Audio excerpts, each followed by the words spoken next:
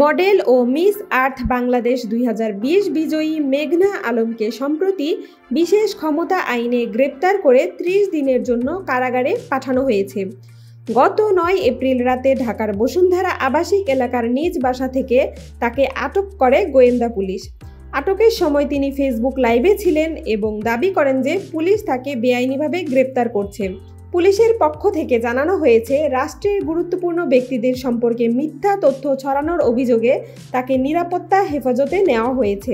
তবে মেঘনার পরিবার ও মানবাধিকার সংগঠনগুলো এই গ্রেপ্তারকে বেআইনি ও রাজনৈতিক উদ্দেশ্য প্রণোদিত বলে দাবি করেছে।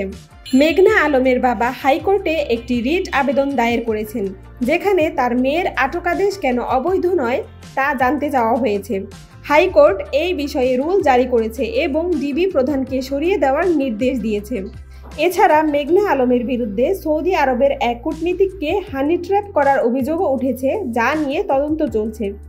এই ঘটনাটি বাংলাদেশ মিডিয়া ও সামাজিক মাধ্যমে ব্যাপক আলোচনার জন্ম দিয়েছে এবং অনেকেই বিশেষ ক্ষমতা আইনের অপব্যবহার নিয়ে প্রশ্ন তুলেছেন। পুলিশের পক্ষ থেকে বলা হয়েছে, মেঘনা আলম একটি গুরুত্বপূর্ণ ব্যক্তিকে নিয়ে মিথ্যা তথ্য ছড়াচ্ছিলেন, যা জননিরাপত্তার জন্য হুমকি সৃষ্টি করেছিল। তবে তার আইনজীবী ও পরিবার দাবি করেছে তাকে কোনো গ্রেপ্তারি পরোয়ানা ছাড়াই আটক করা হয়েছে এবং এটি বেআইনি।